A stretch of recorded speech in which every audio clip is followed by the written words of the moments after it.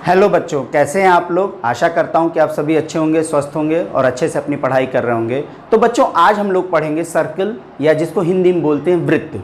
आप सभी जैसा कि जानते होंगे कि सर्कल कैसा होता है। हाँ, तो अगर हम एक कंपास लें, हाँ, कंपास में 2 लेग्स होते हैं और उसके जिसमें पेंसिल लगती है, और उन दोनों लेग्स के बीच कोई डिस्टेंस लेते हैं, सपोज 3 सेंटीमीटर 4 सेंटीमीटर, हाँ, और एक सर्कल ड्रॉ करते हैं। ठीक है, हम यहाँ पर जैसे हमने एक जो शार्प लेग होती है, हाँ, उसको हमने यहाँ रखा और एक सर्किल ड्रॉ करी। हाँ, तो ये जो जहाँ पर हमने लेग रखा है और इसके किसी भी पॉइंट पर इसको हम मिलाएं, सपोज ये O है और ये A है, तो ये क्या हो जाएगी, इसकी रेडियस, या जिसको हम बोलते हैं त्रिज्या। रेडियस या हिंदी में बोलते हैं त्रिज्या। ठीक है,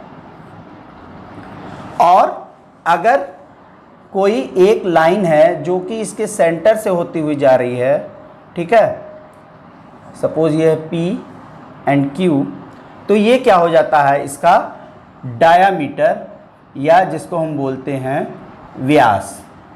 ठीक है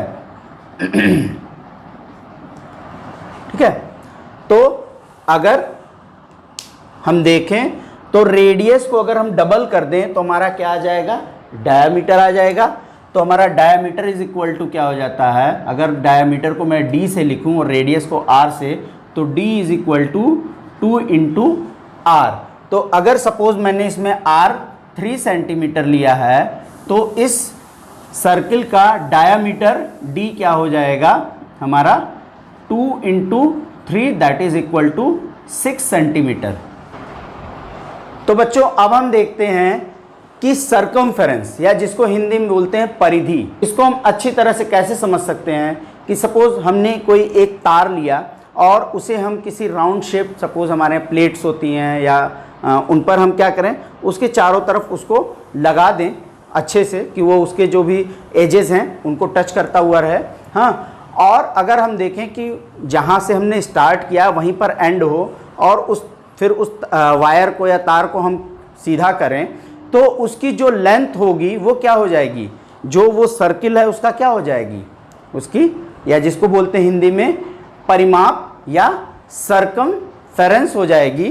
तो ये जो हमारा, जिसको हम कह सकते हैं सर्किल है, इसकी सर्कमफेरेंस क्या होती है, उसकी जो माप या परिमाप जो होती है, हाँ, उसको हम क्या बोलते हैं, सर्कमफेरेंस बोलते हैं। ठीक है, या जिसको पेरीमीटर बोलते हैं। तो सर्कमफेरेंस के लिए क्या होता है, सपोज अगर सर्कमफेरेंस को मैं C लिखूं और इसका रेडियस R है, ठीक है, इसका रेडियस R है, तो ये हो जाता है 2 pi R, where pi is a constant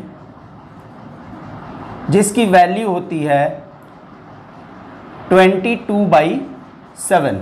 ये एक आर्किमिडीज कांस्टेंट या मैथमेटिकल कांस्टेंट है, जो आपके सर्कल के सर्कमफेरेंस और मीटर के बीच का रेशियो होता है। हाँ, रेशियो को रिप्रेजेंट करता है, और इसकी वैल्यू 22/7 होती है। कुछ जगह इसकी वैल्यू शॉर्ट में दी होती है 3.14।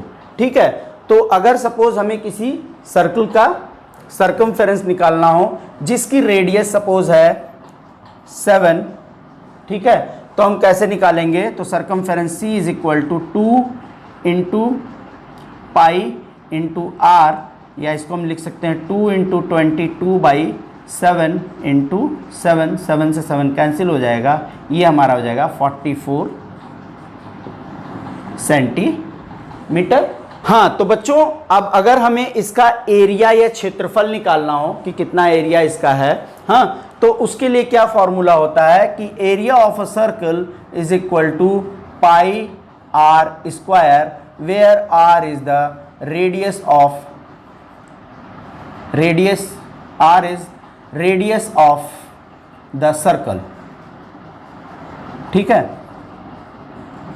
सपोज कि अगर हमारे किसी क्वेश्चन में या किसी सर्कल का radius R is equal to 3 दिया हुआ है और हमें इसकी वैल्यू निकालनी है, तो हमारा एरिया निकालना है, तो एरिया इज इक्वल टू क्या हो जाएगा, पाई R स्क्वायर या पाई इंटू आर, तो हम इसको कैसे लिख सकते हैं 22/7 इंटू 3 ठीक है। अब इसको मल्टीप्लाई करके लिख देते हैं तो ये हो जाएगा 22/7 इंटू 9 198/7। इसको हम फर्दर सिंप्लीफाई भी कर सकते हैं, ठीक है। अगर ये सेंटीमीटर में है तो इसका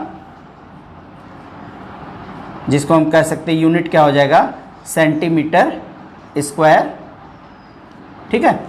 हाँ तो बच्चों अब हम देखते हैं नेक्स्ट जो है कि इसके कॉर्ड क्या होती हैं, जिसको हम बोलते हैं हिंदी में जीवा। अगर हम सर्किल पर कोई दो पॉइंट्स हैं जिनको हम एक लाइन से ज्वाइन करें तो ये क्या हो जाती है, इसकी कॉर्ड हो जाती है। तो ये क्या हो जाएगी PQ, इसकी कॉर्ड होगी। हाँ अब हम अगर देखें तो PQ क्या कर रहा है, इस सर्किल को दो पार्ट्स में डिवाइड कर रहा है। एक पार्ट ये है, हाँ, और दूसरा पार्ट ये है, हाँ। तो इसको हम क्या बोलते हैं सेगमेंट ऑफ सर्किल, या जिसको बोलते हैं वृत्तखंड, या जिसको हिंदी में बोलते हैं, इंग्लिश में बोलते हैं सेगमेंट ऑफ सर्किल, ठीक है। अब अगर मैं कहूं कि जो कॉर्ड है, अगर कोई कॉर्ड सपोज कि कॉर्ड हमारी सेंटर से होती हुई जाती है, कॉर्ड है A एंड B, तो ये भी एक कॉर्ड है जो इसको दो इक्वल पार्ट्स में डिवाइड कर रही है, दो इक्वल सेगमेंट ऑफ सर्कल में, हाँ, सेगमेंट्स में डिवाइड कर रही है वृत्तखंड में।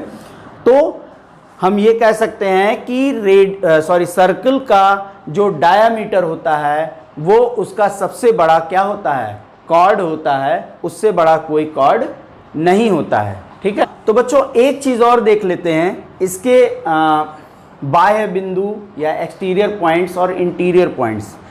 जो पॉइंट्स सपोज अगर कोई पॉइंट यहाँ पर है और एक पॉइंट यहाँ पर है, let's say x and y, तो मैं यहाँ पर देखूँ कि इस पॉइंट की जो डिस्टेंस है इसके सेंटर से वो इसकी रेडियस से कम है ना, और जो ये पॉइंट है इसकी डिस्टेंस इसके सेंटर से ज़्यादा है ना।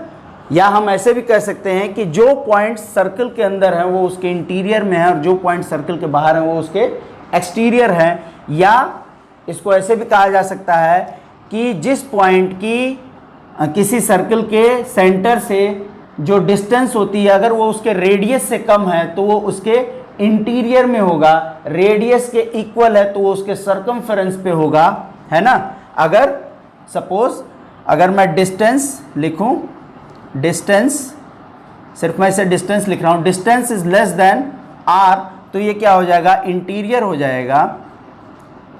And if distance is greater than r, तो ये क्या हो जाएगा एक्सटीरियर हो जाएगा। और अगर ये इक्वल है तो क्या हो जाएगा, हम जानते हैं ये अच्छे से कि अगर इक्वल है तो ये क्या हो जाएगा हमारा रेडियस हो जाएगा इसके सर्कमफेरेंस पर। तो बच्चों आज के वीडियो में बस इतना ही। उम्मीद करता हूँ जितना बताया वो आपकी समझ में आ गया होगा। तो चलिए मिलते हैं नेक्स्ट वीडियो में।